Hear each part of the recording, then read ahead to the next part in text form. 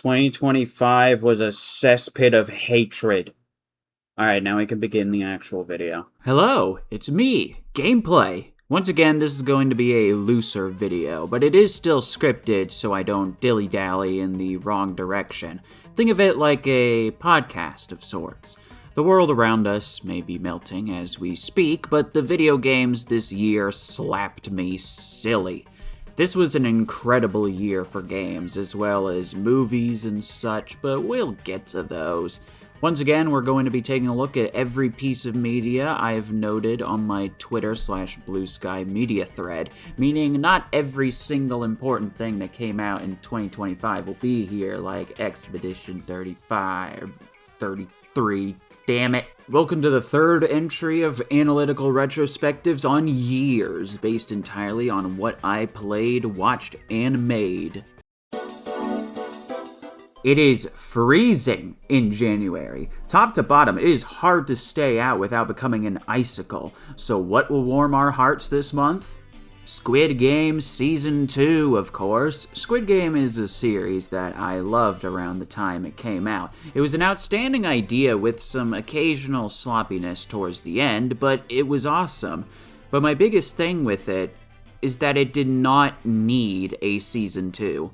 It had a very ambiguous ending that could be interpreted in so many ways, in my opinion, leaving it up to us to conjure up what could happen afterwards. For Pete's sake, he could have still been going to see his daughter, but just decided to go back to order a Snickers bar from the vending machine. But, of course, it just had to be treated as the ending to Part 1. The second I realized there'd be a second season, I was stupidly worried for this series. There's barely any room where I could have felt they would continue this series. However, the Season 2 we got is actually pretty good. They did the best job they possibly could in making a continuation of this series. Granted, it makes for a season that I think is significantly more flawed than the first one, but it was still Squid Game, and it was really interesting seeing what they explored with Gi-hun after surviving a first set of these murder games and coming back again, seemingly knowing what will happen. Having a whole cast of characters to participate in the games also really helps. It's also cool how, instead of having the villain be a mystery like in Season 1 with a twist at the end, they show who the villain is right out the gate, and the tension comes from when the heck he's gonna end up turning on everyone and when the main characters are gonna uncover his real identity. Because for the entire season, you know he's going to turn on them eventually, but the fear is, when will it happen? Granted, they don't find out until Season 3, sorry if that's a spoiler, but seeing the moment he turns on everyone is really well built up and very devastating. But yeah, Season 2 of Squid Game was actually quite a surprise, and I was actually really excited to get into Season 3 later in the year, which, yeah, we'll get to. Donkey Kong Country Returns HD is a remaster I've shockingly wanted for a while ever since the 3DS version dropped. An HD 60 FPS button-controlled version of the game with all the exclusive 3DS content was all I really wanted. It was set to be the definitive version. It was not. I don't really know how they fumbled this remaster. It's not the worst thing ever. It is playable, to be fair, and it's not overly buggy, but it doesn't have the level of polish that even hecking Luigi's Mansion 2 HD had, and that's saying something. This is a remaster of a 60 frames per second Wii game at its core, but they built it up from the 3DS version, meaning they're essentially trying to upscale a 30 frames per second 3DS game. This is where I start getting really technical. So what this means is that the upscale textures absolutely bloat the game file size to where it's larger than hecking Donkey Kong Country Tropical Freeze, and it isn't completely optimized since the game has a surprising amount of frame drops in a game that never dropped a single frame on inferior hardware. I hear the frame rate is a lot more consistent when playing on a Switch too, but for a decade-year-old game being re-released for $60, this is honestly pretty sad. Man, I can't believe I'm saying this, but I genuinely have a little bit more respect for Luigi's Mansion 2 HD now. This is definitely one of the worst first-party Switch remasters. You might as well just buy the original game if you still have a Wii. Just deal with the motion controls, I guess. Or buy a 3DS version, because it's more polished than this.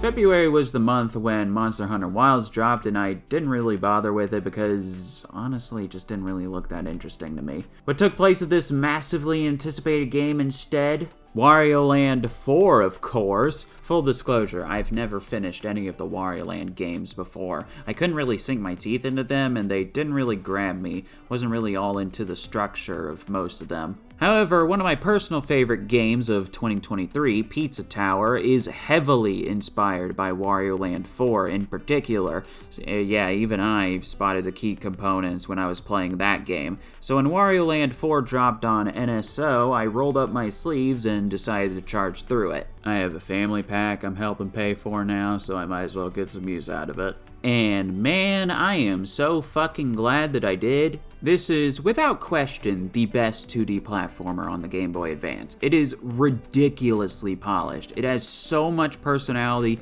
loads of creative ideas, and is immensely intense once you hit the big ol' switch at the end and have to charge through the level backwards as the dimension slowly distorts.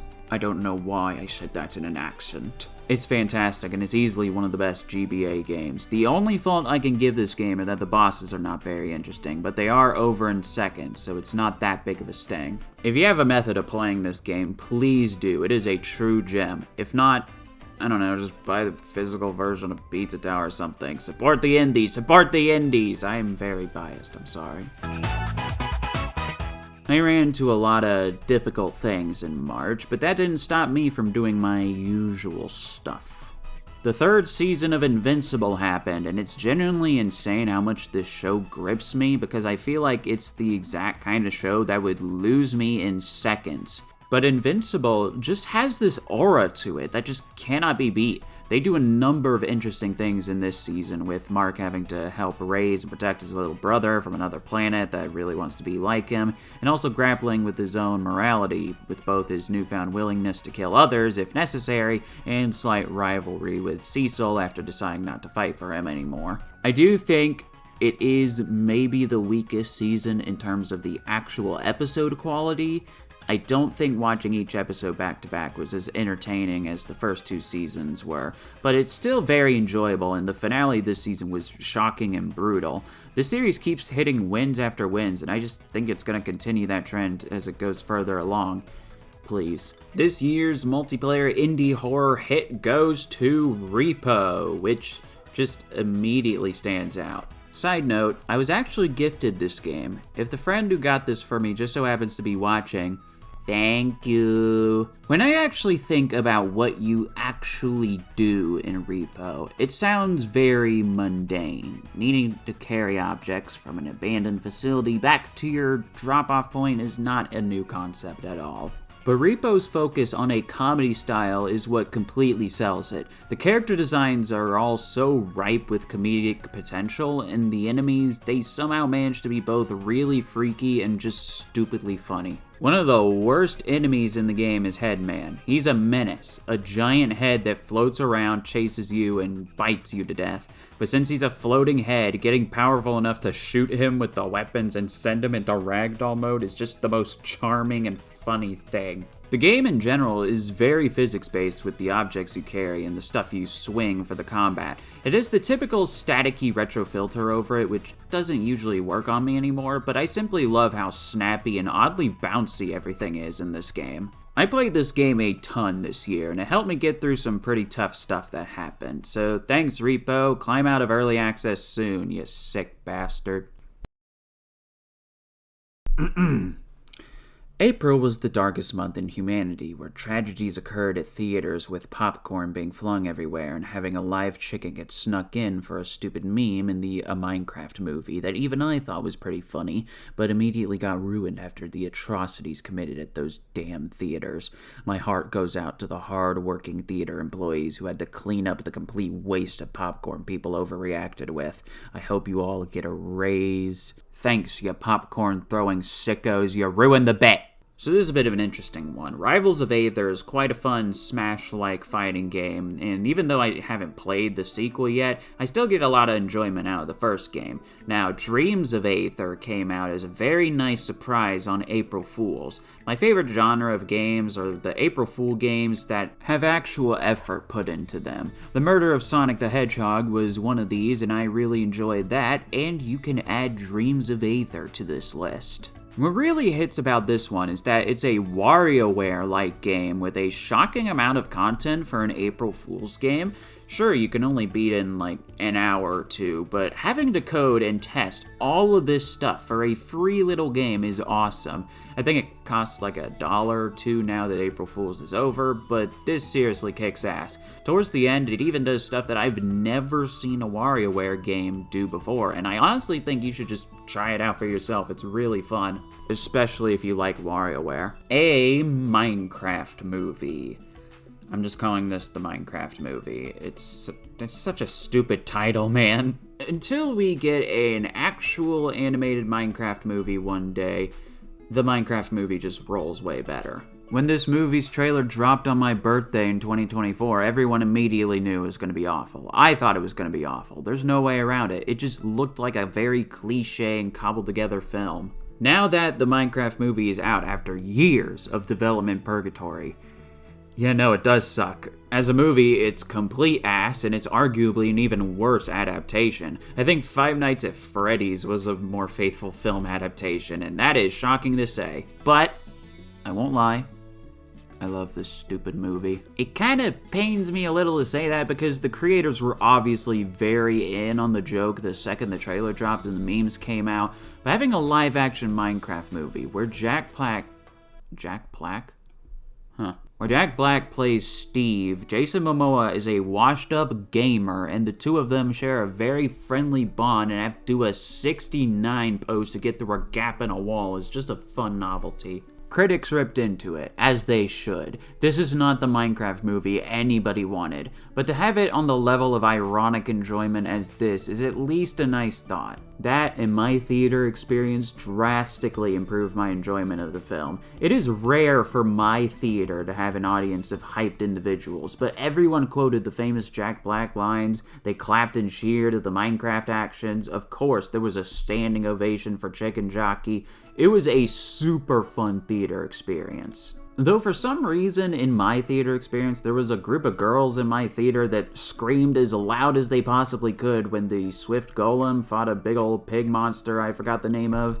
I don't know why that happened. Sorry if that's a spoiler, but that was a unique experience I don't think anyone else I've heard that went to see the movie in theater had. You will never catch me calling this a good movie. Never. It sucks. It is awful. But it is an ironically good time. Get some friends around, host a theater night at a party, maybe have some drinks if you're of age, and just laugh. Just laugh at it. It's stupid. It's a stupid movie, but it's funny anyways. I have no expectations for the sequel, but I really hope we do get a proper animated Minecraft movie one day. That's something I just still want to happen. It always should have happened in the first place, and I don't know, maybe one day they'll decide to do it. Well, I knew Metroid Prime 4 was going to be a game that appeared at some point by the end of the year, so over the course of whenever I got around to it, I decided to finish the other two Metroid Prime games that I never ended up finishing, starting with Metroid Prime 2 Echoes. I honestly have been extremely back and forth this whole year on how I feel in this game compared to the rest of the trilogy. Admittingly, I'm writing this before I even played Prime 4, so I can't tell you how it stacks against that game. But after some reflection, I don't know about you guys, but this might be a top 5 Metroid game. Heck, even a top 3 if you catch me liking this more in Prime 1 or maybe Prime 4. Spoiler alert, I do like this more than Prime 4. The atmosphere of this game is just absolutely unmatched. Going from the light to dark worlds and hearing the differences in the music, the sounds, and of course the world design itself was out of this world for a GameCube game. Granted, I played the Wii version, and I hear the GameCube version is a lot harder, so some may argue I didn't get the ideal Prime 2 experience. If I had to complain about a single thing, I think the dark suit is probably my least favorite suit design for Samus, but that's purely subjective and makes getting the light suit towards the end of the game all the more satisfying. This is easily one of Retro Studios' best games, and I pray it gets a remastered treatment like the first game did one day. I can't remember if I got sick in May or not.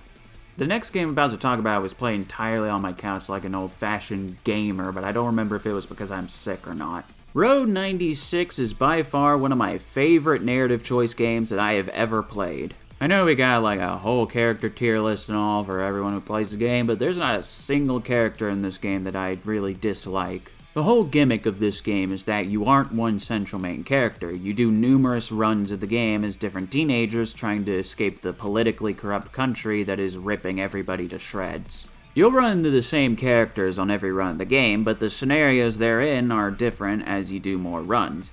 It's a little scary how accurately they depict political corruption in this game. If you're stressed out by real-world happenings at the moment, this game may not be the best coping mechanism, but it is fascinating. They really go all into it. They go into stuff like reporters being incredibly biased and stubborn, hiding extremely shady stuff, relationships between characters having completely different viewpoints. I could go on. They just go into frickin' everything. One of the most disturbingly accurate details of this game is that each new run starts with a news report that talks about the stuff you affected throughout your previous run. You could have escaped, have gotten arrested, or even killed. There's some points where you can get killed by the police or the government, and the news reporter, despite there being clear evidence of them killing you, tries to sweep it under the rug like it was an accident, the police weren't involved with the death. It's scary, and it gets even crazier as the game goes on. I could seriously keep going about this game, but I highly recommend you check this game out. It's pretty awesome, even if a little too close to home sometimes. So, out of nowhere, the hype of a new Doom game releasing in 2025 sorta got to me. I had Doom Eternal for a while, but I never really bothered to finish it because it got a little stale to me after a while. I didn't buy Doom the Dark Ages. I played through Game Pass when I had a subscription at the time. But before I played Dark Ages, I fully finished Eternal, and yeah, it was quite a blast. The game has a different rhythm to it than Doom 2016, but when you get in that rhythm, it is feverish. It is a game of non-stop battles to make you feel ultra powerful with some occasional exploration and platforming. I think it's safe for me to say that this is probably one of the best shooters ever made, and it's a must-have for anyone that's into the genre, especially those who like arcadey shooters rather than the average hide-behind-wall shooters that are pretty common in the industry nowadays. Doom the Dark Ages, on the other hand, is not one of the best shooters ever made. However, I would be lying if I said I didn't have a ton of fun with this one. Out of the modern Doom trilogy, it is definitely the weakest, but that by no means should deter you from it. I love what they did here by making the game medieval themed. It's so out there, yet somehow so fitting for this series. It goes really hard. But even though I think this game is still great, it's definitely the least Doom out of the trilogy. It has the same style of gameplay, it's got the uniquely addicting weapons, and it still has a stupid amount of the aura farms in both first person and third person, but there's some things that hold this game back from being truly amazing. For one, there is a metric boatload more story here, and while I do enjoy the story in this game, it can be a little pace-breaking for those that just want the non-stop Doom action. Then there's some weird stuff with the gameplay sometimes, like the new Glory Kill equivalent here actively slows down the gameplay and looks a lot less flashy. It functions the same, but the game goes into slow motion each time you do it, and it kind of breaks that pacing that makes Doom so electric. Then there's the music.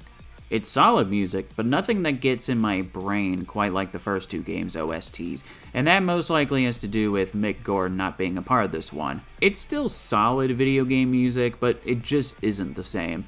And that's how I describe Dark Ages. It's not the same as Doom 2016 and Eternal. I do still love it for what it is, but there's no doubt that the previous games worked a lot better, and I think a lot were disappointed by this one since those two games set such high expectations. That and $70 with a physical release that doesn't even have the game data on the disc is a really tough swallow. Great game. Could have been greater. Oh boy, my analytical ass gets to talk about another SpongeBob product. Jokes aside, I am still a casual SpongeBob enjoyer outside the show itself nowadays, so if a piece of SpongeBob media drops that meets or is above expectations, I'll most likely get into it. Last year, I openly admitted to watching the Sandy movie that some person just decided to leak on Twitter for some reason, and it was utter ass, and even after I watched it again on Netflix just to make sure it's the same damn movie, it still ended up being hot garbage. The Plankton movie also got leaked, but I was a good boy and I didn't watch it when it got leaked because I actually gain character development. I don't pirate things. I promise, I'm a good boy. That and I heard the movie was actually pretty gosh darn good.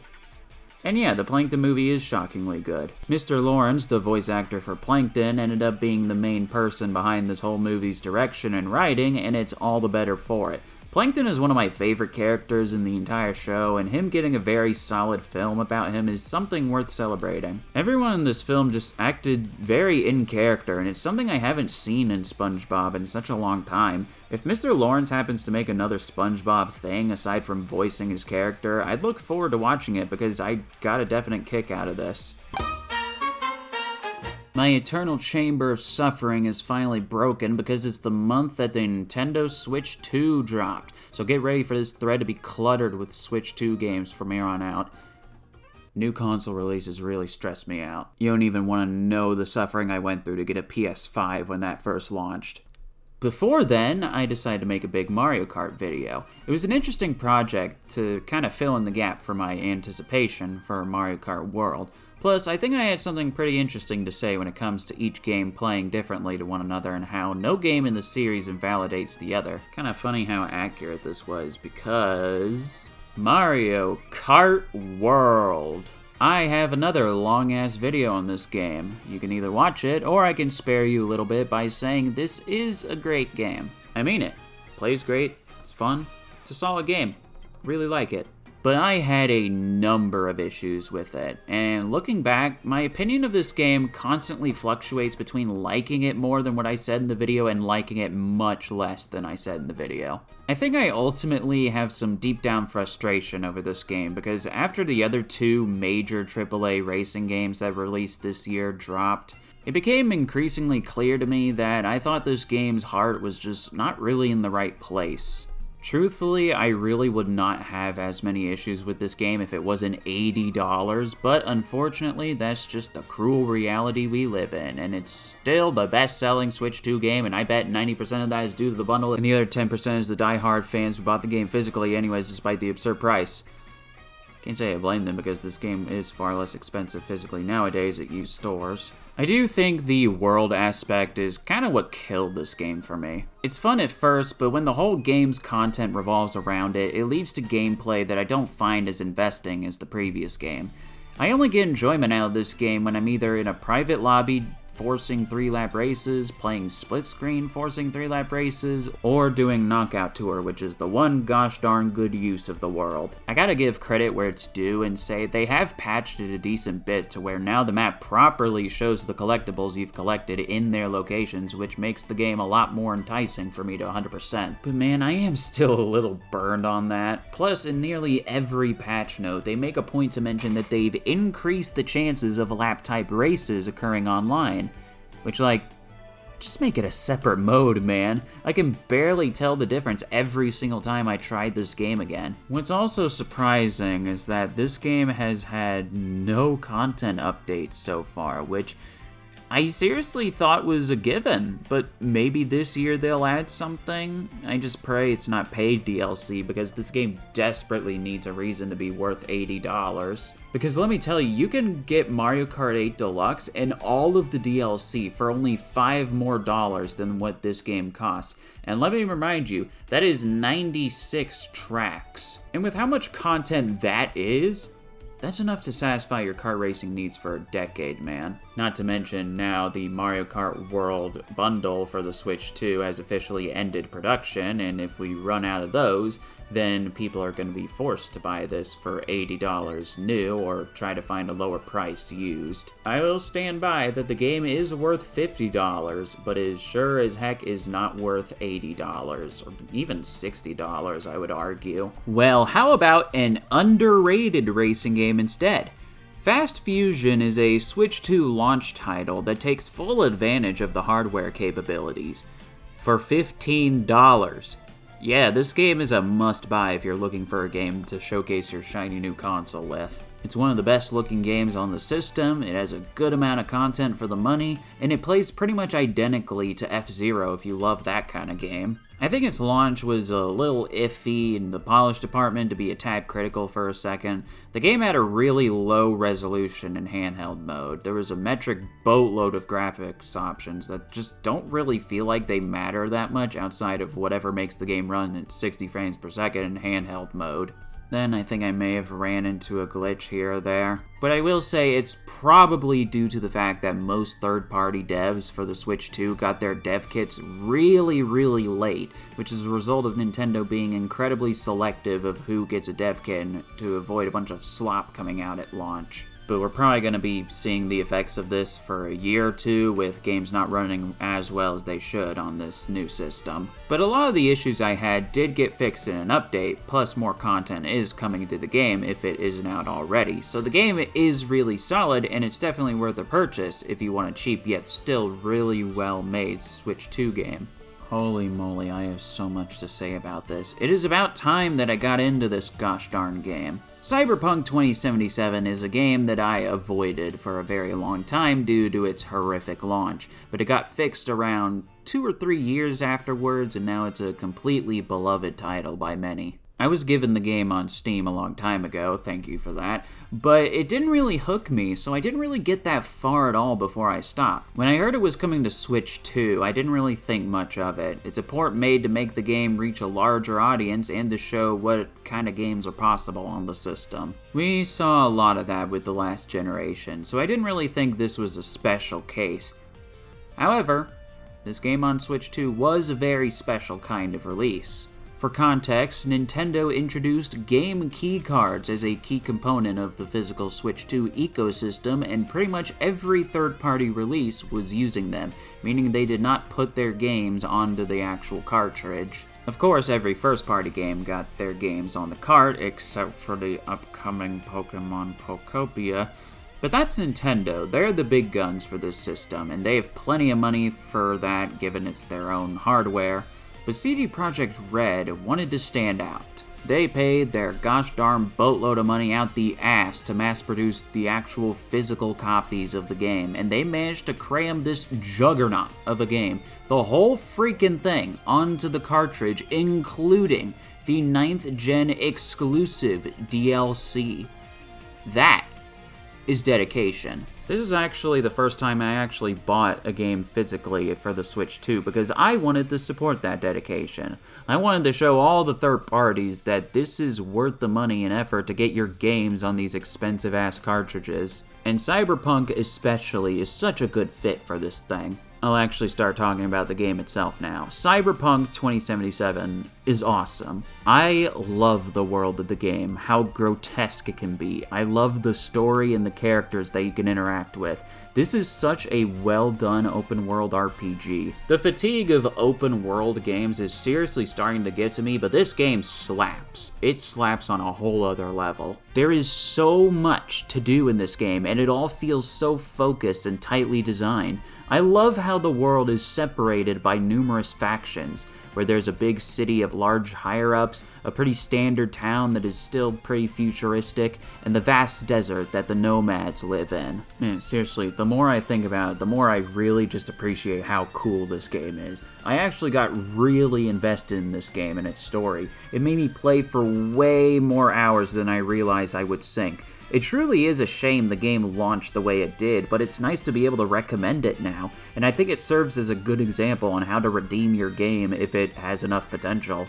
I would not say the Switch 2 version is the definitive way to play the game at all, because it has some frame drops here and there, but it is seriously an amazing port. It is immaculate how they were able to get this game on this thing. They really pushed the Switch 2 to the limit with this, and there's so many different graphical options. Like, there's a quality mode that makes the game run at a stable frame rate, and if you have a 120 Hz monitor, you can enable a 40 FPS frame rate that enables VRR, which makes it look like it's running at 60 even though it isn't, and it's really, really impressive, honestly. I did have two big issues with this version though, and I don't know if they've been patched or not, but it did affect my experience. For one, when I had a bunch of autosaves stacked after hours of playing, the game would frequently crash on me, which I was able to fix, I think, by deleting those past autosaves. It didn't happen to me after I did that, but it was still kind of annoying that I had to go back and delete a bunch of autosaves. Second, the Phantom Liberty DLC unfortunately runs really badly on the system. The DLC was developed specifically for 9th gen hardware like the PS5, so you could honestly consider this DLC one of those impossible ports on the system,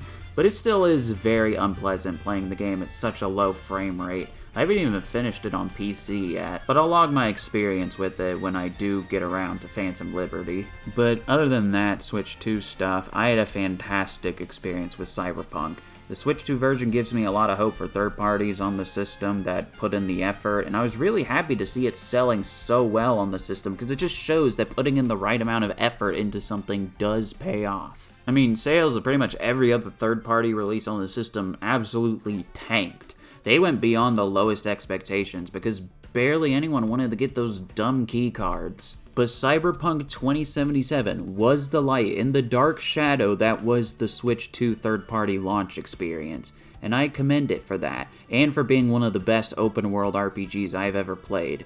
Amen, you are a true one, and one of the, I don't know if I'd say one of the best games of all time, but you're damn good game. I replayed all of Breath of the Wild when the Switch 2 launched, because having this game officially run at 60 frames per second outside of Wii U emulation is such a nice thing to have. It's a bummer that they're essentially just charging for the Zelda Notes feature that I imagine barely anyone uses more than once, but I played it for both the increased frame rate and resolution, and it does great at that. Here's where I take issue with this. I really don't like how Nintendo's one of like 2 companies charging extra for the Switch 2 editions of games, because the vast majority of them only increase the resolution, frame rate, and add Switch 2 controls. It is the definition of money hungry no matter how you slice it, when you can just upgrade for most of these for free by other companies. Plus, this version does not come with the DLC, so if you're playing Breath of the Wild for the first time on Switch 2, you're paying $60 for the base game, $10 for the Switch 2 upgrade to get 60 FPS and Zelda Notes, and then you have to pay $20 to get the DLC that came out 8 years ago. That's $90. More expensive than the sequel, Tears of the Kingdom. It's gross. I came to appreciate this game far more through this playthrough, something I can't say for Tears of the Kingdom, which I didn't finish my replay of on Switch 2, so I'm not talking about in this video. I just wish Nintendo wasn't so slimy with older games. This is the best version of Breath of the Wild, but it should have been a free upgrade. Fuck me. Season 2 of Squid Game was good. Not as good as the first season, but it's good. The final season of Squid Game was stupid. It actually had a fairly decent first episode, maybe first 2 episodes if I'm being generous, but the rest of it was just really dumb. I'm not gonna spoil anything, though mostly everyone probably knows about it already, but Season 3 births a plot device. This plot device confirms the outcome of the entire show the second it comes into play. Everything revolves around it the entire time and makes the ending stupidly predictable. It makes some characters that were kinda okay before turn into feral beasts. The ending is sad and a little bittersweet, but it doesn't mean anything to me because, for one, there are a lot of questions that still remain unanswered, not in the fun, ambiguous way like in Season 1. And second, not a damn thing was learned from any of the characters, as the ending solely exists to set up the American Squid Game series. I swear, man, I don't care if it was setting up something or just ambiguous, the show should have just ended after Season 1. I'm gonna have to agree with the antagonists here. Gi-hun should have just gone to see his fucking daughter on that plane, but they saw the dollar signs the second it popped off and everyone was talking about it. And from now, likely until the end of Netflix as a business, it's gonna be nothing but a money printing machine. It's sad, man. I won't be watching the American Squid Game. They lost me. And now the good shit is really starting to swoop in. Donkey Kong Bonanza is a game that we're all secretly very lucky to have so close to the launch of the system. It's very good to have a game developed by the 3D Mario devs come out this quickly. I adored it back when it came out, but while I still think it's pretty awesome, I don't love it as much as when I first played it. It's a lot of fun, it has great controls and has a banging soundtrack. But I don't really think a game like this is what I'm really looking for in 3D platformers. The whole idea of being able to completely destroy and affect the ground around you is a cool concept that does make the game delicious to play. But it does kind of make the level design take a little bit of a hit since they had to use a lot of voxel chunks that make the game playable with the destructive nature of it.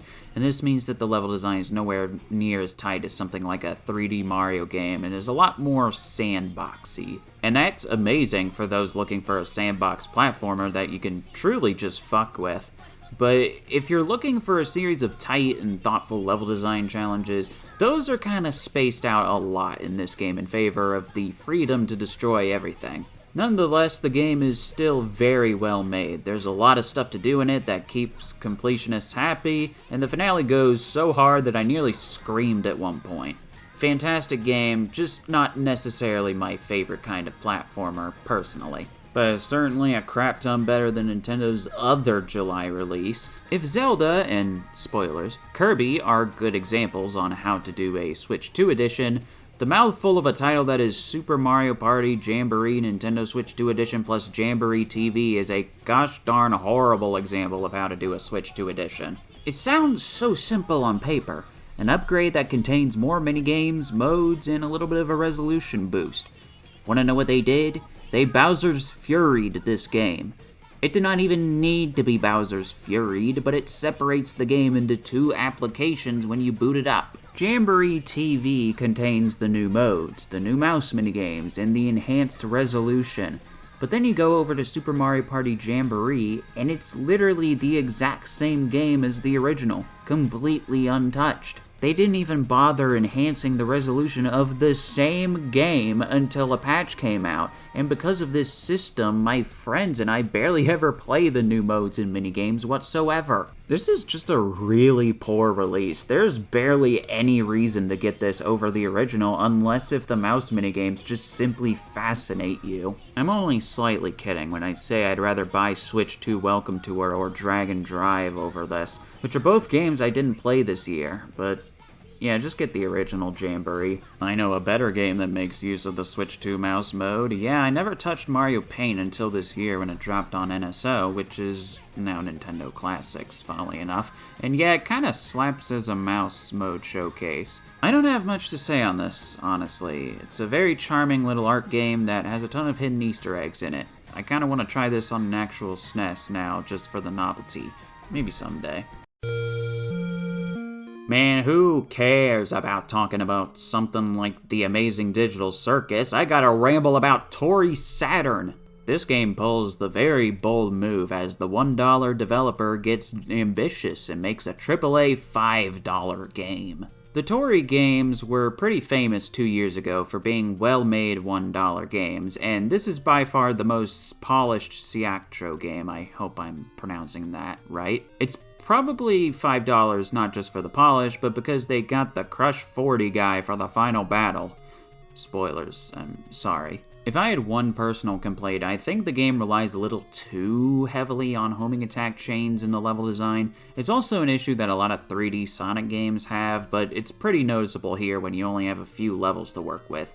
Still a very solid game though, and I hope to see more from this developer. This game came out in July, but this game took me such a long-ass time to beat. Shadow Labyrinth is a game I want to love so badly, but there's so much holding it back. I do think it's a good game, but there's some things with this title that gosh, I wanted to rip it a new one sometimes.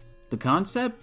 Beautiful. I love having this kind of super edgy Pac-Man game that uses its theming to serve the narrative in the world. It feels like something you'd see in the mid-2000s, and it's like a game from a bygone era. It's a mostly pretty solid Metroidvania, but it creates a lot of problems by trying to be too similar to stuff like Hollow Knight, while also trying to be its own thing. The combat is fine, but it's just nowhere near as fluid as it should be, and the game looks nice, but sometimes it tanks depending on what hardware you're playing on. The thing that really frustrated me personally is the difficulty. It's pretty fair towards the start, but there's a shockingly drastic difficulty spike towards the end that makes the game stupidly hard.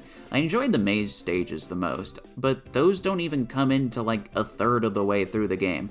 I don't know, the game's fine, but it really needs some things reworked. This is the other good Switch 2 Edition example. Star CrossWorlds adds a decent chunk of content to the game and boosts the graphical quality. It's more of what I'm looking for in these kinds of releases. The new levels aren't out of this world, they essentially just add new areas to existing levels, but still really cool to see, and it puts the Switch 2 to good use. I've been seeing a surprising amount of meh reactions to this release, which was not really what I was expecting because I got exactly what I was looking for out of this. There's even a new true final boss, which just rocks. I don't know, I would have preferred a new mainline Kirby game, but as an upgrade to what is already one of the best Kirby games ever made, this was pretty darn cool. Then I decided to play Kirby's Dream Land since I was in a Kirby mood. It's mostly a novelty now, being the first Kirby game and the first game directed by Masahiro Sakurai, but there is a bit of charm to it that separates it from the rest of the series. The extra mode in particular is also some of the hardest platforming content in the entire Kirby franchise, which honestly isn't saying that much, but dang, it turns this game into a whole different beast. I'd actually recommend trying this game out, both normally and with the harder difficulty.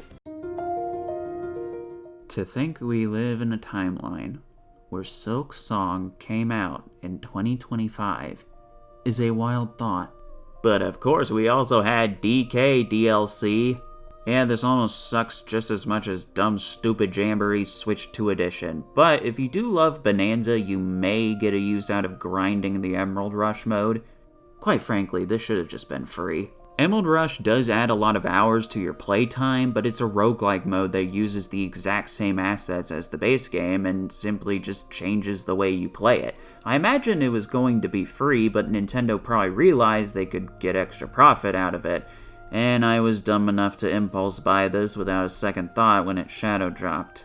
The DK Island part is nothing but a hub. There is no collectibles, no challenges, no anything. It's just the world and nothing else but a bunch of gold challenge rooms that consist of levels lifted from the base game. I don't know, Donkey Kong Bonanza is amazing, but this really soured a lot of the game's good reputation. Don't bother with this unless you're a gosh darn fiend for Bonanza and play it incredibly often. Man, oh man, oh man, oh man, oh man, oh man. I just love that one of the most anticipated video games, likely of all time, also happened to release on my birthday.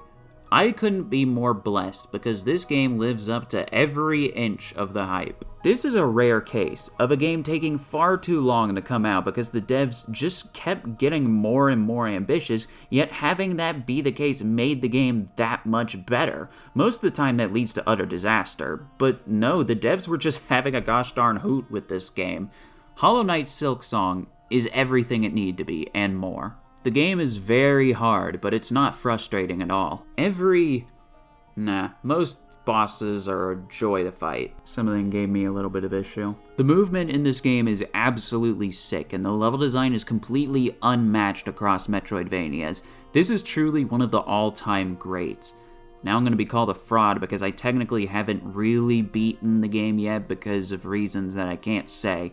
I saw credits and I unlocked Steel Soul mode, but I didn't get to that part, like the very end as of writing this. I kind of disagree with this notion for now. I still beat the game, quote unquote. I have a crap ton of games to play this year, leave me alone. I'll get back to it as soon as I can, I just need a little bit of time from it, darn it. Sonic Racing CrossWorlds. I had zero faith in this game when it was announced. Absolutely just gosh darn none. I saw the announcement trailer and immediately remembered Team Sonic Racing and how that game died on arrival. A fun game that was triumphed by All-Stars Racing Transformed in every conceivable aspect, even if there was a cool idea behind it. But then both the closed network test and the open network test for CrossWorlds came by and gave me a significant amount more hope. Now that the game's out, I think it's very solid and I'm pretty satisfied with it. All the tracks are well made, the cross-world mechanic is a nice one, and it feels fitting for the kart racing genre, and the game is just surprisingly polished for a Sonic game. Listen, I love Sonic, but I'm not used to this level of polish from the games that come out in this series, but I'm more than happy that we're finally getting to that level in tension. Not only that, but the game is also getting a lot of post-launch support via free updates, paid DLC, and in-game events, so they clearly learned their lesson from Team Sonic Racing. I don't really like that they announced paid DLC before the game even released, but I guess it's not the first time they've done it. My only two other complaints are that I really wish the game went more into the CrossWorlds theming by having more obscure characters from across the franchise at launch, like the IDW characters or some of the Sonic handheld games. Then the other is that $70 for the base game is just too much in my opinion. You'll get a lot of playtime out of this, but it's weird that this is the first $70 Sonic the Hedgehog game. That and having it be $90 for the deluxe version with all the DLC is a really tough pill to swallow. I initially was like drilling my foot into the sand and saying I wasn't gonna buy this game for that fact alone, but man, I don't know, the game just looked too fun for me to pass up.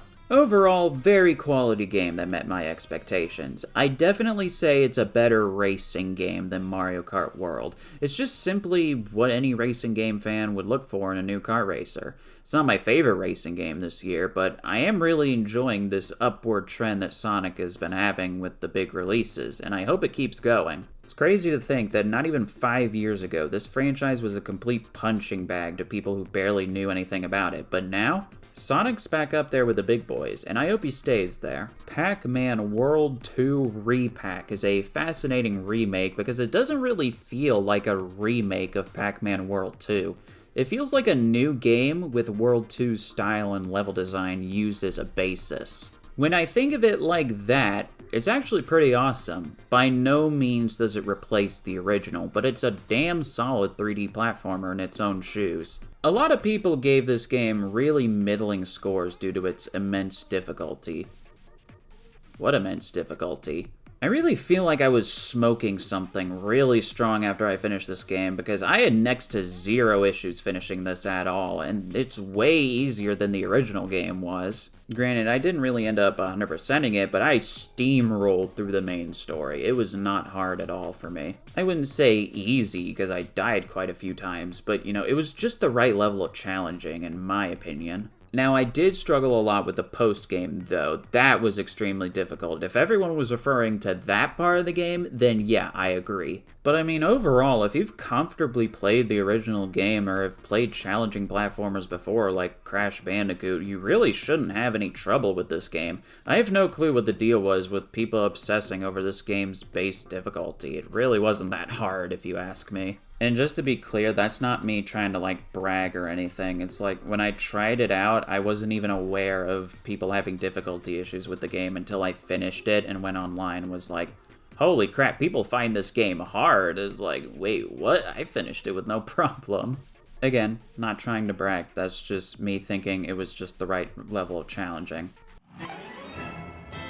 In the month of Spooky Month, I did not play any new spooks. I only played a few that are either old or came out right at the beginning of this year. Super Mario Galaxy is only a horror game if you're below the age of 2. Okay, jokes aside, I've already beaten this game more times than I can count. I freaking adore it. I cry most times I finish it, and it's one for the ages.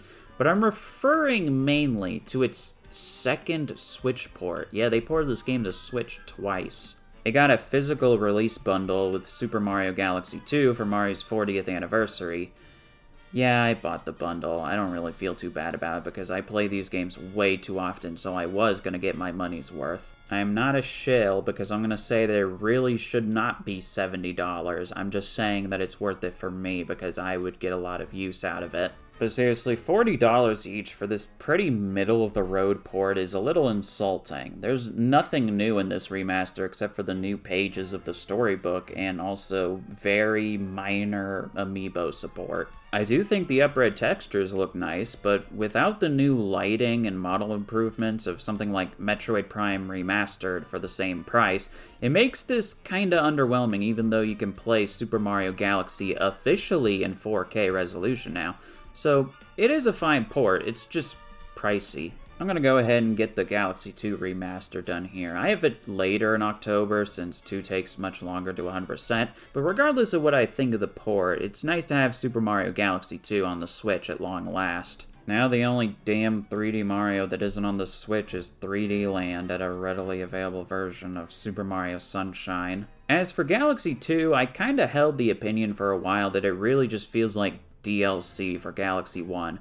While that was the original intent of this game, man, after playing it again, it honestly really is so much more than that. I think the level design is even better than the first game. It is a ginormous explosion of creativity. I do think it loses a bit of the space-themed charm of Galaxy 1, but purely from a Mario gameplay experience, it's one of the greatest of all time. I will never doubt this game again, and I love it to bits. The new storybook they have in this port is also a very nice surprise. I won't spoil anything in it, but it's a nice little new story that they cooked up just for Galaxy 2, and I think that's pretty awesome. It's weird, because I kinda told myself that Super Mario Galaxy 3 is out of the picture now, and I hope it never happens.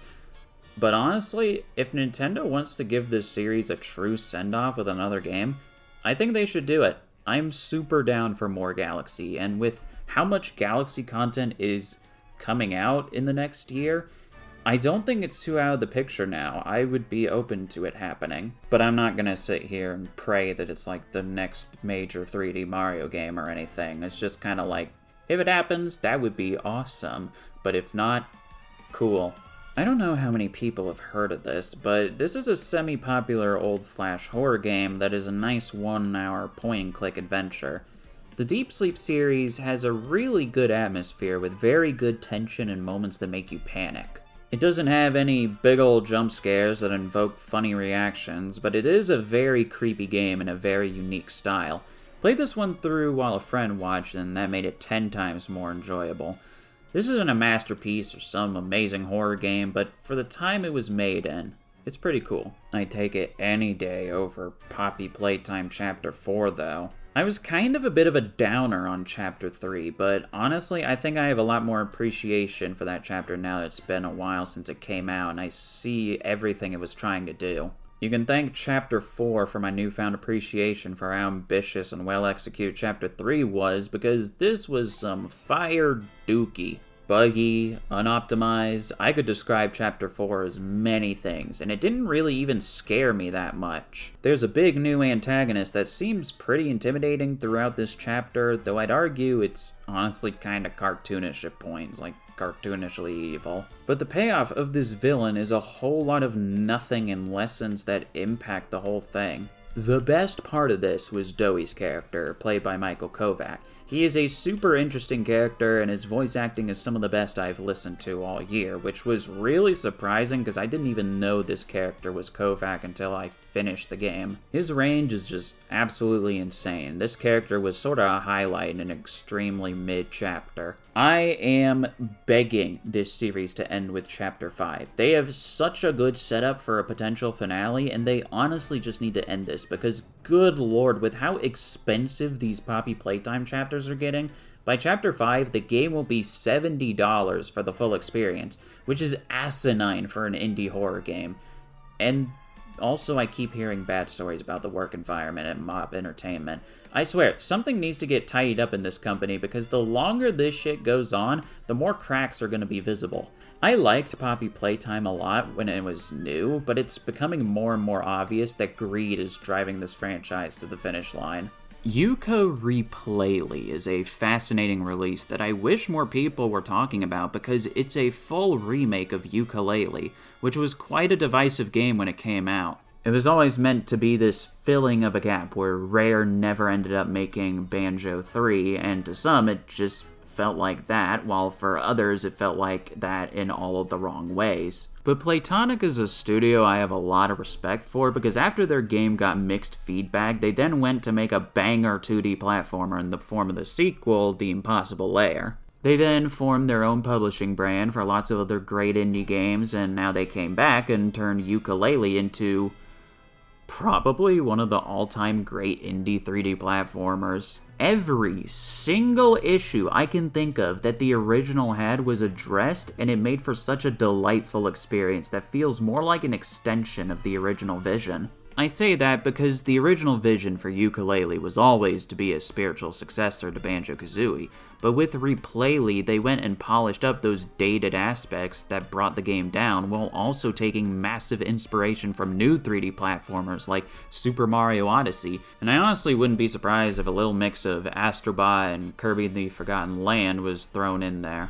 I don't know, maybe I'm just throwing some game names out there to make the game sound cooler. But trust me, the game is super cool. If you loved Super Mario Odyssey and were disappointed by the original Yooka-Laylee, do make an effort to go play Re-Playlee because it is a monumental improvement over the original. My only complaint is that there's this unique collectible called Pagey Pieces, which are like part of the main collectible, that are just in stupidly obscure locations, and they helped one of the locations in a recent patch, but they're still the most obscure parts of the game. Otherwise, this is a fantastic game that is well worth the money. They even spent the extra money to make the Switch 2 version fully on the cartridge, and it isn't even a Switch 2 edition. Honest to goodness, go support that if you have a Switch 2. An indie game getting a full cart release on Switch 2 is absolutely insane dedication. November is the month that the funny haha vehicle action game from Sakurai came out, and it's gonna get high praise in a sec, so allow me to mention the other important stuff I played first. This game came out some time ago, but I think it's pretty sick, so I wanted to mention it. Just Shapes and Beats is a very simple rhythm bullet hell game that does exactly what it needs to, and it does it very well. The game is filled with a lot of songs that really come from like the Newgrounds era that left a nostalgic place in my heart. And hearing stuff like Milky Way, Deadlocked, and some other timeless songs be in this game is real fun. They even got some other surprising hits in there like Mortal Kombat, Shovel Knight, and an Undertale song, which it's pretty easy to see the OST from games and rhythm games, but the catch is that they're usually very expensive DLC. Not in Just Shapes and Beats though. Once you buy this game, you get all of it, and there are a lot of songs in this game for $20. I really hope more rhythm games out there decide to come out and just not have any paid DLC, because so many damn rhythm games are stupidly expensive, and it's kind of frustrating, so this game is like really refreshing in that department. K-Pop Demon Hunters is one of those movies that I didn't really think was for me, based on the title. I'm not really a K-pop guy, so why would I be interested in a K-pop based movie, Yet, I heard this movie get glowing reviews from critics and friends alike, so I figured I'd just sit down and watch it one day. And I'm glad I did. This movie slaps. I really like musicals, and I don't know if this for sure is considered a musical, but I dig it hardcore.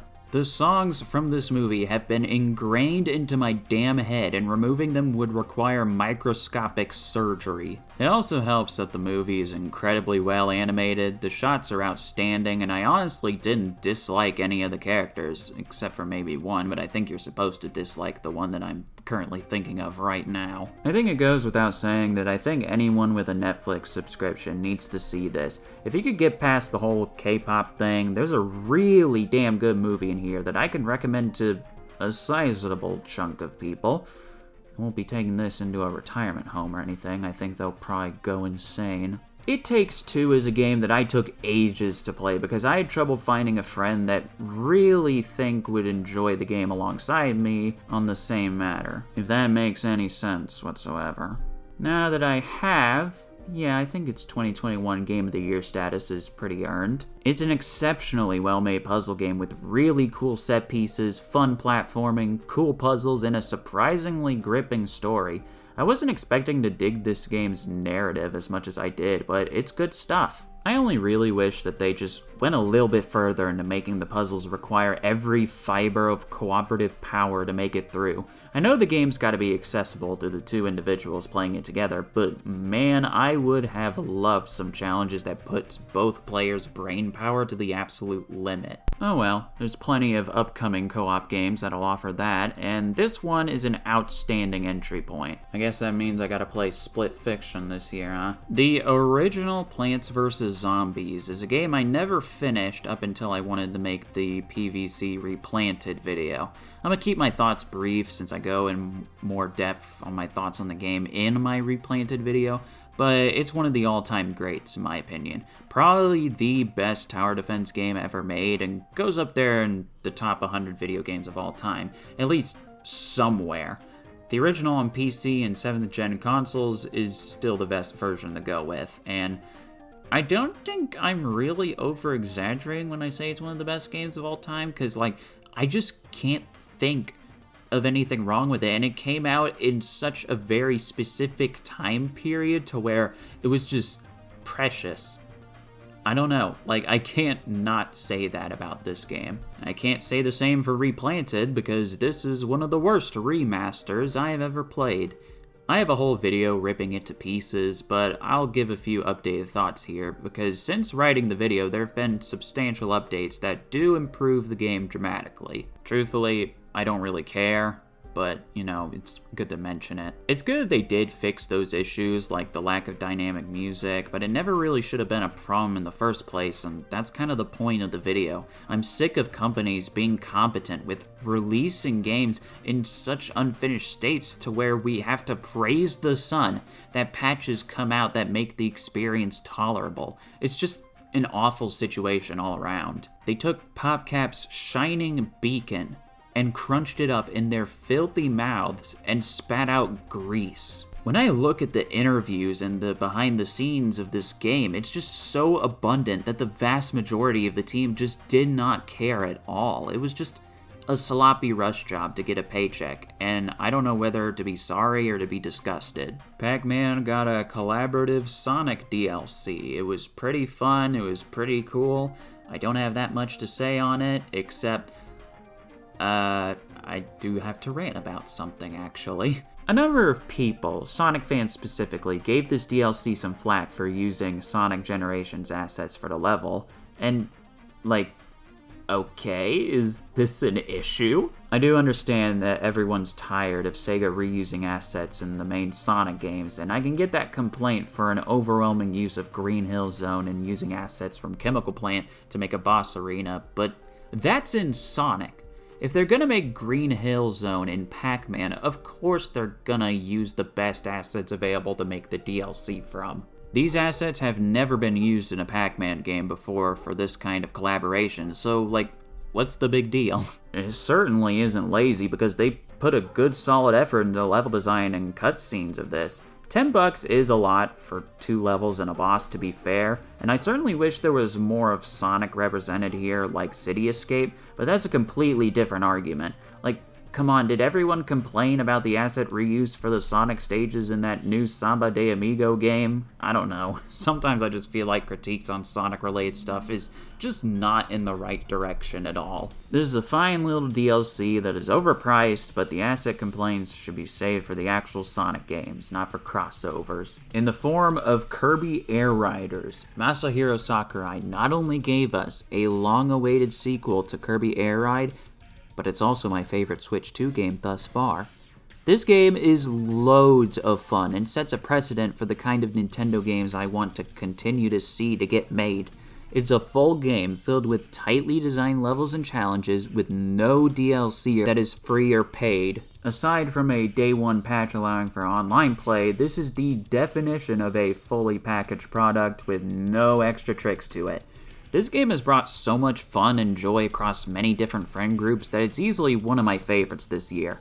Is it perfect? Of course it isn't. I wish there was some things that were better, but I'm just so happy to see this game exist at all, and it's as well done as it is.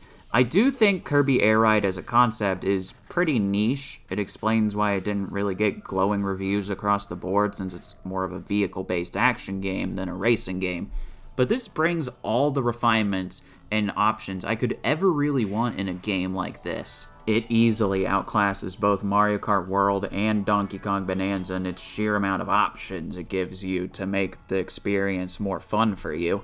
Like, yeah, the suggested player count for Top Right is 4, but if you want 8 players in there, then hey, it's your game. Do what you want with it. It's the philosophy that I really just want to see in pretty much every Nintendo game. Considering Sakurai said we're probably never going to get another Kirby Air Ride again after this, I'm satisfied with this way out. It offers almost everything anyone could want in a sequel. The only thing I wish we could have was more than one City Trial map and maybe a Grand Prix mode for the Air Ride. The City Trial map we have in Air Riders is amazing and I'll never get bored of it, but it just would have been nice if we had that one more thing that just makes this the absolute definitive end-all be-all the Kirby Air Ride games. Oh, and I absolutely love the bosses in this game. Sakurai kinda never misses with boss fights in his games, so it was kinda a guaranteed win here, but I loved seeing longtime Kirby foes get Sakuraification, if that makes any sense to anyone. Take it from me, someone who played the original Air Ride to death. I adore this game, and I will likely play it until either a new one comes out in 2040 or when I'm dead. Also, yeah, tops Mario Kart World and Sonic Racing CrossWorlds for me. Okay, gosh, I really wish I could have ended the month with Kirby Air Riders because, man, I have some stuff to say about these next two. Sonic Rumble is a mobile game that also released on PC that took a stupid amount of time to actually release, despite people already playing it many months beforehand via your soft launches and closed playtesting and whatevers. Ever since this game got announced, I didn't have high hopes for it, but in the back of my mind, I thought it'd maybe be a cool Sonic spin on Fall Guys. Having that format with chaotic Sonic gameplay seems kinda fun.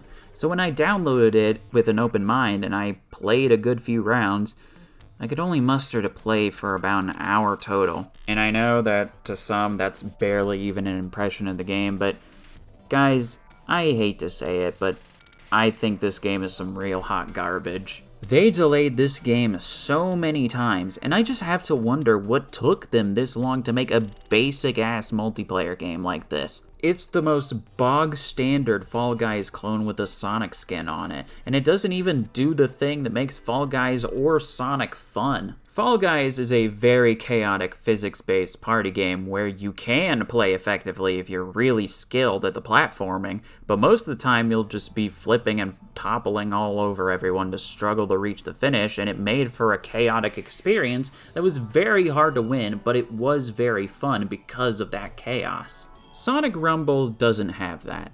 There isn't that uneasiness that keeps you on your toes, and there isn't the sense of speed or risk-reward that you get from Sonic. It's just a very generic platforming party game with extremely mediocre music and visuals. I could maybe forgive it if it was like a $10 total game, but it's free to play, and it's exceptionally greedy with its skin prices. There are costumes in the game that they just throw at your face for like $40 each.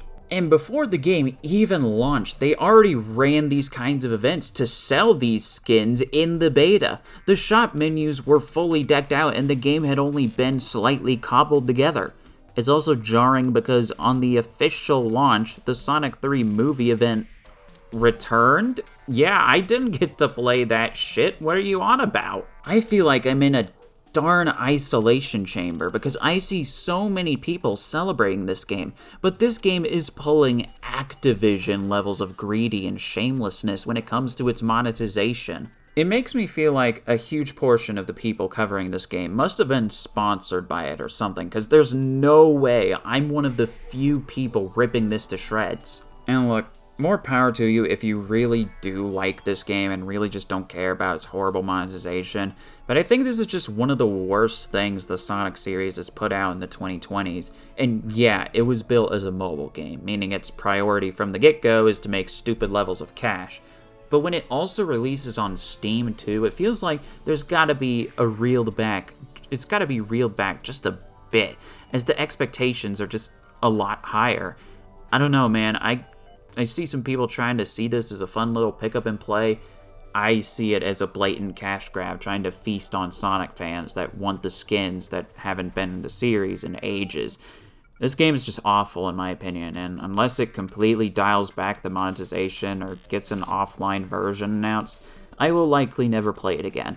I really just cannot stand these kinds of games, I'm sorry. I then remembered at this point that Metroid Prime 4 was coming out next month, so I buckled down and binged Metroid Prime 3. To be honest, I don't love it. I do think it's a solid game, but it does a number of things I'm not really a fan of. For one, the game introduces a large amount of characters to the plot, and I personally barely remember any of them. It could be because my sessions with this game were very spaced out, but I just never really grew that attached to these characters, even if they do make for decent boss fights when they get corrupted. Which I will admit does make the narrative get fueled quite a bit, as we see Samus become more and more corrupt as she loses more and more people she respects from the Phazon. Aside from that, I think the Skytown area was probably one of the best locations in the whole series, and the level design is generally very Metroid Prime-esque. But my personal largest gripe with the game has to do with its structure. In the previous Prime games, all the areas were connected together by a central location, and the central location in both Prime 1 and Prime 2 help give the world a lot more depth and immersed you in it as one giant map. However, in Prime 3, what separates these large areas is the vastness of space itself, aka a menu. It doesn't necessarily ruin the game, but I just don't really like it as much, and it doesn't help that Samus's ship plays a gargantuan role as you need it for fast travel and to even lift objects and strike missiles for certain puzzles. It's not very intuitive in my opinion. And then speaking of unintuitive, this game has a metric boatload of Wii-isms. Numerous, and I do mean numerous points where you walk up to something and have to do some wacky motion with the Wii remote. It functions just fine, but it's the Prime game I can play the least comfortably because of this and how frequently you have to stop to twist a mechanism a certain way. I used to love the pointer scheme for the Prime games, but honestly, it just isn't for me anymore. I kinda even prefer how the GameCube games play, but that is a very subjective thing, and I'm likely in the minority of that. Prime 3 is still a very good game, it's just my least favorite Prime game. Some may see December as the month of the holidays, but I see it as the month of Metroid Prime 4, a holiday 8 years in the making. But before Metroid Prime 4, I need to talk about Smiling Friends Season 3 briefly. I brought up Smiling Friends in the 2024 video, and I said I refused to talk about it. Some assumed it was because I disliked the show, and that's not the case at all. I just didn't really know how to really articulate my thoughts on the show, since so many have already used clips of it to death, and I don't think I can really add anything else to the table when it comes to this show. I stuttered my words, gosh. It admittingly took a while to grow on me, but I think this is one of the funniest adult animated shows on TV. It's crazy how consistent it actually is, with like only 2 episodes being kinda mediocre. Season 3 is definitely the most consistent season in my eyes, but not the best. It doesn't have any bad episodes to me, but I don't think any of them are like in my all-time favorites or anything. I did really like all of them though. I think the Super Monkey Ball bit in episode 5 will stick with me for at least another 2 years. I hope this show stays consistent because it's loads of fun to watch each year it comes out. Hi, this mic quality probably sounds like complete garbage, but as I'm editing this, I am here from the future to remind you that this take where I say I'm looking forward to more Smiling Friends is outdated because they announced that the series is over and it will get 2 more episodes in April that were never released, but it's over. And my take is that it's good that they ended it on a good run, where it is very consistent, with maybe 1 or 2 episodes that are kind of eh. Of course I am a bit disappointed about it, because they confirmed season 4 and 5 not, horrifically long ago. And, it's just not happening, aside from maybe some specials here in the future. Uh, so I don't know, it's kind of a mixed bag, when it comes to that. Like, it's respectable that they want to end it while the show is quality. They don't want it to go on for very long, like shows like Rick and Morty and Family Guy and The Simpsons do. But it kind of makes me question, like, what this show's staying power is going to be. Like, if the humor is going to become incredibly dated, like, many, many years from now or not. Like, that's kind of my only worry with it. But, I am glad that they decided to end it when they were running out of steam. Because, most shows just try to just truck along and pump out mediocrity. So I respect them for wanting to have quality and whatnot in their show. Nonetheless, it is it is kind of disappointing that they just ended it where they ended it, but it's their show, not mine, and that's how I feel about that. Okay, I played Hades a decent bit of time ago, and as someone that is really bad at roguelikes, but it gets the general gist of them, I thought it was one of the finest out there. I was actually pretty surprised when the sequel got announced, since Supergiant has actually never done a sequel before until now. Okay, I know I just said this, but I have to once again emphasize before I give my thoughts on Hades 2 that I am complete ass at roguelikes. I can seemingly never properly get into them, and as such, I only finished one run of this game, which is not the intended way to fully enjoy Hades 2 since the content doubles sometime after your first run, but I spent several hours simply trying to finish one run in a really cramped year of games, so I'd say I've had my fill until I go back to it. But anyways, as for Hades 2, if the first Hades was a very solid, 9 out of 10 with a few small rooms for improvement, then Hades 2 is that 10 out of 10. There are very good reasons to play both games, but Hades 2 is a vast improvement over the first game in every sense of the word. Anything that may have been considered slightly slower or off in the first game was completely touched up in 2. Something as simple as having the dash move turn into a dash and sprint when holding down the button does wonders for the game's overall feel. This is a quintessential roguelike, one that everyone needs to add to their collection.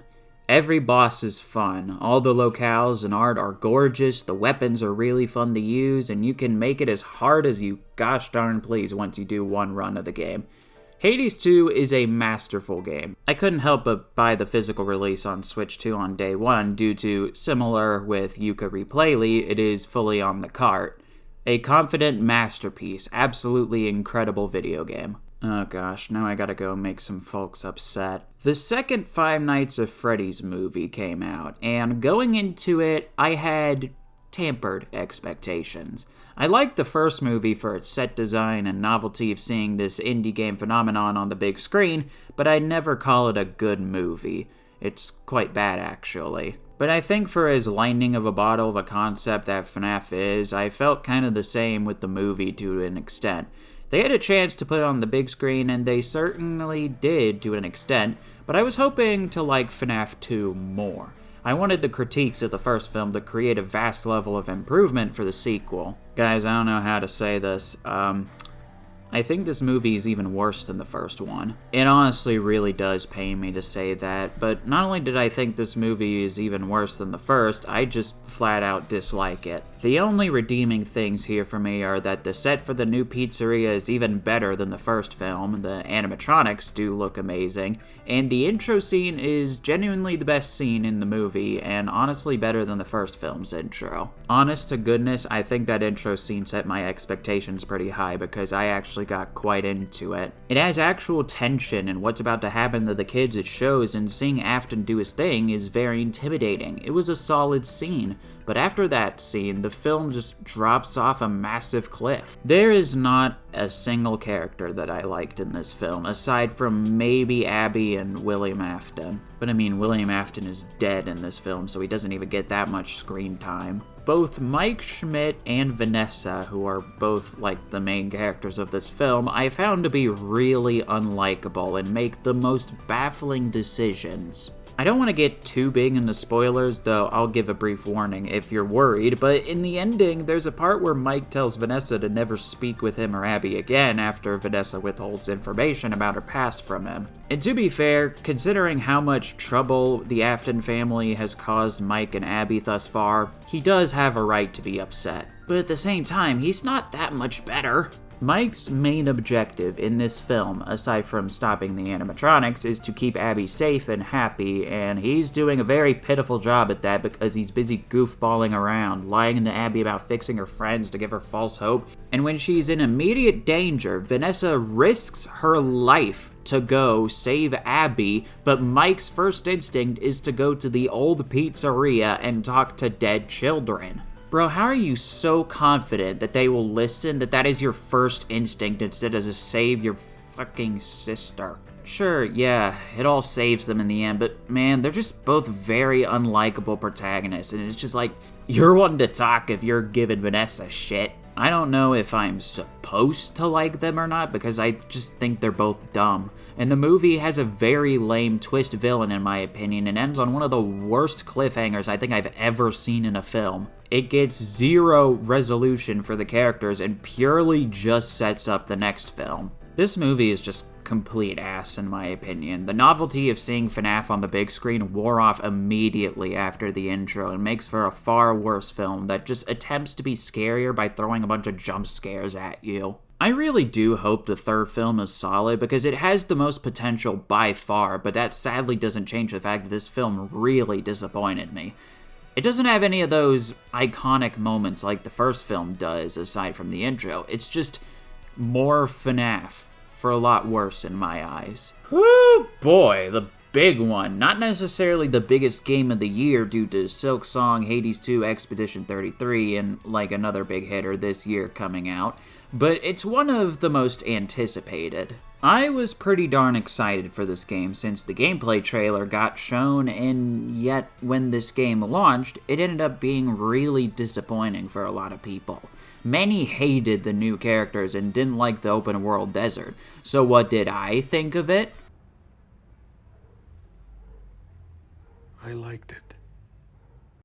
This is not running for best Metroid game anytime soon. In fact, it may be kind of a low-tier Metroid game, but I think its pros do outweigh its cons overall, but I really do want to talk about the cons. There are 3 major flaws that hold back this game immensely. One is, it's going to be the characters. So many people have bashed these characters into oblivion, and while I agree with a lot of the complaints, I don't think they're the worst part of the game. In fact, I actually grew to like some of them. I definitely think they need to take a much larger backseat because Mike McKenzie does not need to chime in to tell me where to go every good while. It breaks the immersion, and that level of guidance does not need to be in a Metroid game. The rest of the characters are pretty alright though. They're mainly just there to help with the mission, and I can't really fault them for that. But there are a few scenes with these characters that I really wish Samus would just say something. They try to make her gesture to tell them not to do certain things, and it just comes off as really awkward. I mean, she has one line in Dread, just make her say something to these characters. Even though the characters are very important to the narrative, it's an issue that I can mostly ignore. My 2 big complaints are the level design and the open world. The level design is solid on a general game level, but they're easily the most linear areas in any Metroid game. Most of them are just long paths with a few branching secret areas, and it makes going back for collectibles a bit of a pain when you have to start from the very beginning once you enter that area. They play just fine, and there are a lot of linear areas across the Metroid series in general, but it's very blatant in Metroid Prime 4, more than any of the other games. And then the open world is just flat out the worst part of the game. This is what weighs down the entire experience for me. The open world is just an absolute pain to explore. There's just simply no depth to it at all. You just take the new Viola bike and drive around a big empty desert, smashing green energy crystals for progression and occasionally finding things of interest like a destroyed Galactic Federation chunk or a Breath of the Wild shrine of all things. It does absolutely nothing but connect the areas together, and it'd just be better if they scrapped it and made all the areas interconnected like in Prime 1. And heck, for as much shit as I gave the space menu in Prime 3, it's at least easier to use than this. That being said, it is a Metroid Prime game, and there is a lot to love about it. The general gameplay is still fun, the atmosphere is great, and this is by far the best looking and running Nintendo game I have ever seen. This is a game I cannot believe is running on old 7th gen hardware at 60 frames per second, and on Switch 2, maybe I'm gloating it a bit, but it borderline looks like an early PS5 game. It is absolutely breathtaking. Again, maybe that's a huge gas up, but this game is just unreal every time I look at it. It has an absolutely killer art direction with insane optimization. It probably admittingly comes down to a Nintendo game not really having these levels of graphics before. I also personally think that the bosses are some of the best in the Prime games. They're all very fun to fight with, cool attack patterns, and neat puzzle solving. I do think this is a great game amidst all the controversy, but it really could have been more if they just took out a lot of the unnecessarily shit. My problem isn't that it doesn't innovate. It has stuff that gets in the way of what should be an amazing game. I think the best way to describe this game is that it's a monkey's paw Metroid Prime 4. It is the sequel to Prime 3 with a lot of the jank that came with it.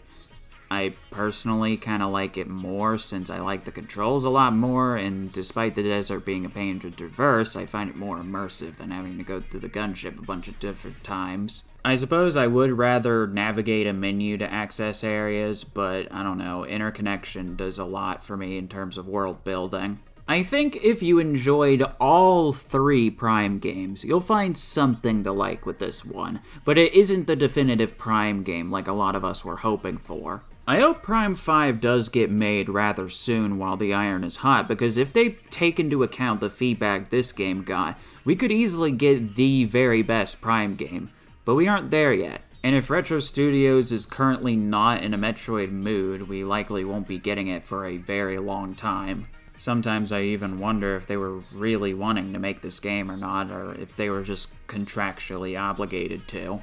But come on, please just crank out Prime 2 and 3 remastered already. Those games desperately need a remaster on the same level as Metroid Prime remastered.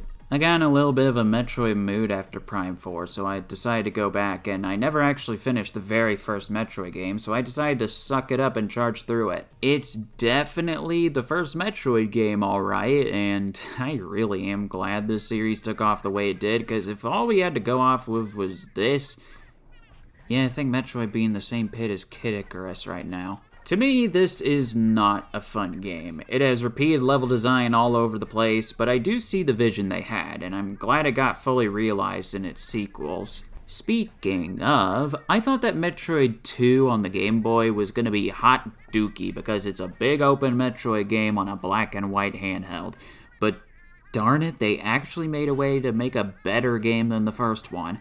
I was actually really surprised with how much I appreciated Metroid 2, because it really does make a lot of improvements to make a lot more enjoyable of an experience than the first game ever was. Personally, I'd honestly say it's a go-to Game Boy game, but it isn't the most polished Game Boy game out there. It's just a really innovative one that just so happens to work and is fun. Peak may be the scariest non-horror game I've ever played.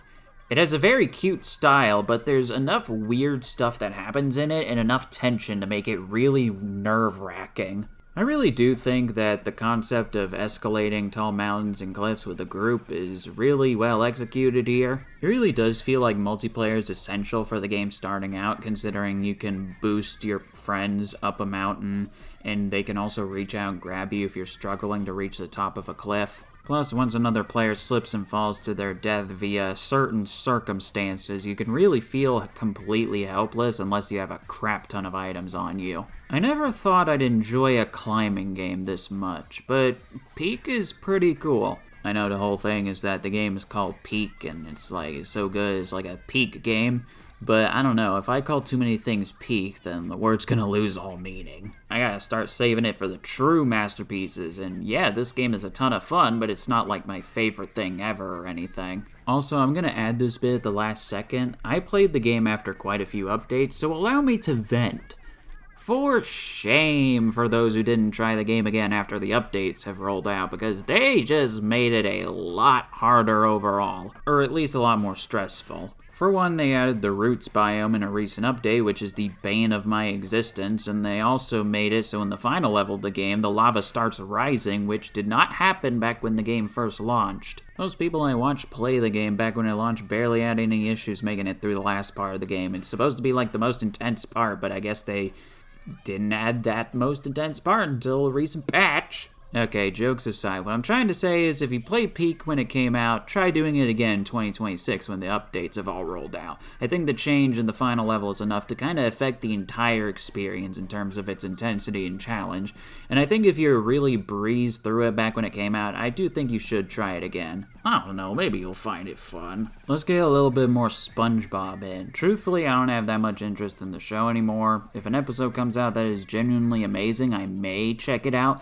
but for me, I'm honestly just more interested in the SpongeBob video games of all things, and as you saw with me covering the Plankton movie, sometimes movies as well. I heard good things about the Cosmic Shake. It was made by the people who did the Battle for Bikini Bottom remake, and after this they went on to do the epic Mickey remake.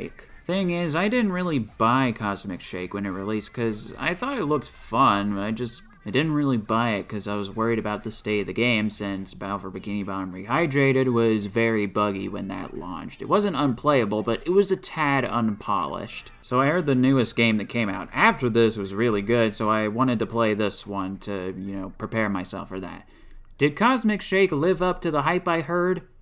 Sorta, yeah. The game was a quality platformer. It has some good level design, and generally, it was a lot more polished than Battle for Bikini Bottom, or at least Battle for Bikini Bottom Rehydrated. The big trade-off, though, is that this game isn't really a collect-a-thon like Battle is. It's a more linear game, sort of like the SpongeBob movie game, which isn't a bad thing, but I do think being a collect-a-thon helps SpongeBob really stand out from other licensed games. To be fair, I think this is still one of the most tightly designed licensed platforming games out there, only being beaten by the next game I'm going to talk about. But there is an element that is sort of missing to it, with the game being more focused on completing missions than exploring worlds. My biggest gripe is that the bosses weren't really that exciting to fight. They're passable, but they aren't as exciting as Battle's bosses were. That, and there's a load of sections where you just have to stop and take out all the enemies, but this game's combat just is not interesting enough to warrant it, especially when the chunk of enemies take more than one hit in a game where your primary move is like the heckin' Crash Bandicoot spin. To me, this game kinda comes down to, do you want a good SpongeBob game?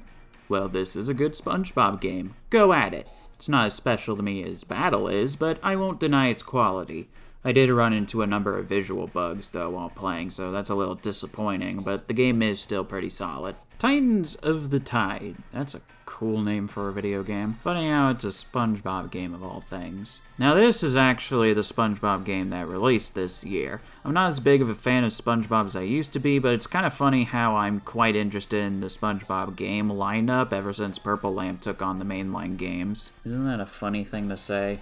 Mainline SpongeBob games. I don't know, let me get back on track. All I knew about this game was that it was a new SpongeBob game by Purple Lamp, and I only watched a singular trailer for it, so when I played it, it's pretty much exactly as I expected. This is a 9th generation follow-up to the Cosmic Shake with very next-gen Unreal Engine graphics in the most tasteful low-budget way you can think of. Pack in a bunch of shaders and boom, it's the best-looking SpongeBob game by a country mile. But man, this game, to my surprise, is so much better than the Cosmic Shake in every sense of the word. The level design is extremely tight here. It's not very hard by any means, especially if you're a veteran at platformers, but every level keeps you on your toes and makes you use the brand new swapping mechanic really effectively. Essentially, the main gimmick of this game is that you can swap between SpongeBob and Patrick at the push of the button, and you have to use their unique abilities in numerous platforming and combat scenarios, like Patrick can dig, lasso objects, and throw objects, while SpongeBob can do a homing attack like Sonic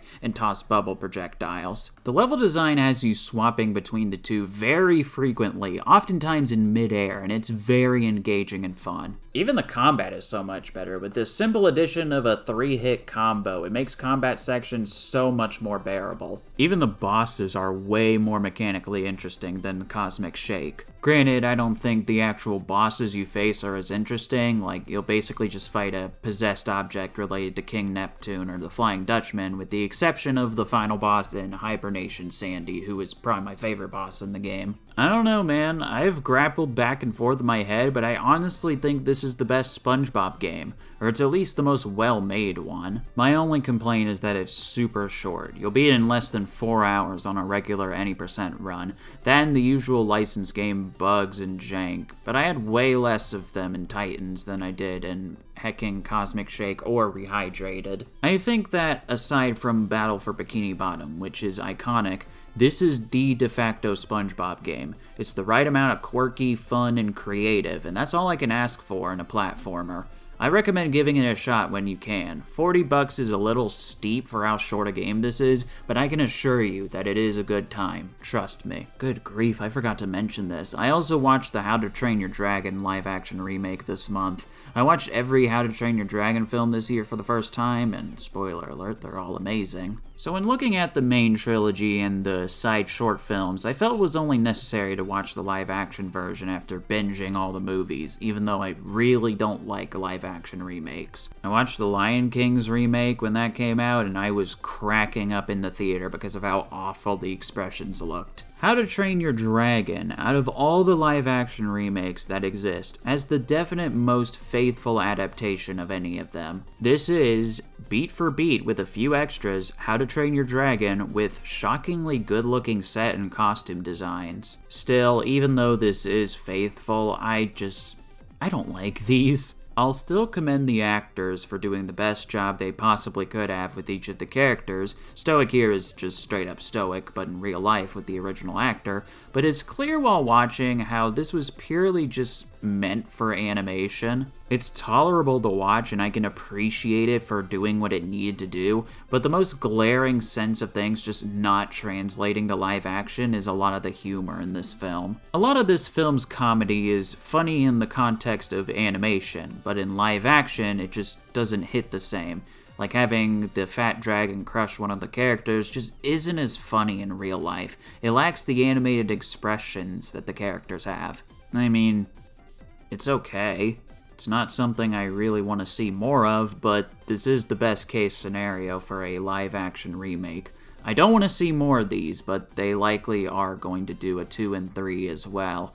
I'll always still prefer how amazing the originals are, and I'll just watch those instead of this. I wanted to end this list off with another win. I may not have liked the FNAF 2 movie, but earlier this year we got Secret of the Mimic, which is the latest mainline entry in the Five Nights at Freddy's series. My expectations were a little low for it. I didn't like Security Breach, but I did love Help Wanted 1 and 2 since those were VR titles that kinda perfectly suit the franchise. Secret of the Mimic is a game that is in the same vein as Security Breach, but does the concept so much better. It's the absolute earliest game in the FNAF timeline, so everything is a bit old and retro. The game no longer takes place in a giant megaplex, and instead is in a bit of a costume factory and mansion hybrid. This means the areas are way more tightly designed, and there's no spot that feels bloated.